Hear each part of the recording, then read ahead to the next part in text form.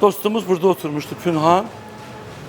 İlk dəfə efirlərə səhiylə çıxıb, ən gözəl məclislərə sən onu aparmısan, dəstək durmuşsan. İndi kişisən də əlinin duzu yoxdur, indi bunu başa düşdük.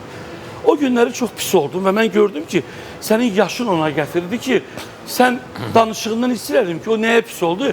O deyir, hayf mənim əziyyətimdən. Yəni, səncə niyə belə oldu? Ümumiyyətcə, çalışmışam hamıya, əlimdən nə gəlirsə eləyim, amma Pünhan üçün çox əziyyət çəkmişəm. Pünhanın nəinki sənətlə bağlı, sənətdən kara qara işlər olub, onlara da əziyyət çəkmişəm. Yəni, problem olub, nə bilim, çox atası xəstə olub, həftələrlə gedib bir yerdə banisiyada yanına dəymişəm. Yəni, sənətdən kənarda çox istəmirəm, efirdir. Mən amma deyəcəyəm, mən bilirəm ki, bir xanımla, bir xanım müğənni ilə Pünhanın bir problemi var idi. Və tacirin ad günündə o xanımın yanında elə insanlar gəlmişdi ki, orada Pünhanın başına bir iş gələcəkdi. Nə mənadır? Dava düşəcəkdi. İndi cavan oğlan da ona bir şillə də vursalar, yayılsa bu yaxşı idi. Mənə maraqlıdır ki, sən orada o məclisdən qabaq təyin elədin ki, o adamlar kimdir? Onlara zəng vurdun.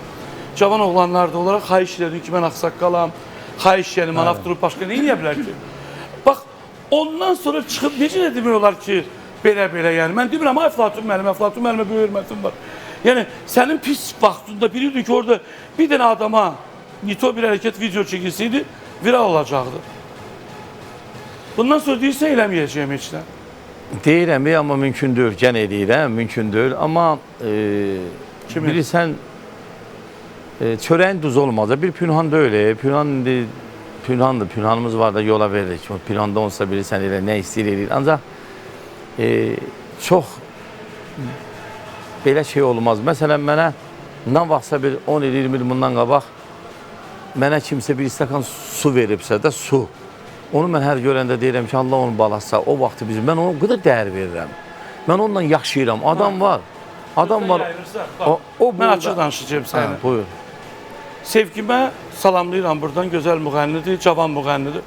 Sən aşağısı sevgimlə toylara düşürsənmi? Yox. Sənin sevgimdən bir astacağın varmı? Qəti. Niyə Pünhana görə sən sevgimə və onun ətrafındakı ağızlaşmalıydın ki? Və niyə? Və niyə də sual verirəmsin, ay kişi? Yusuf Mustafayevlə toya gedən adamdır. Amma sən bilərək ki, bunun Pünhanla böyük bir problemi var, hətta bu problem gelib polisə çıxmışdı. Sən özünü niyə atdın ki yanına? Çünki mənə Pünhan öz zəng elədi.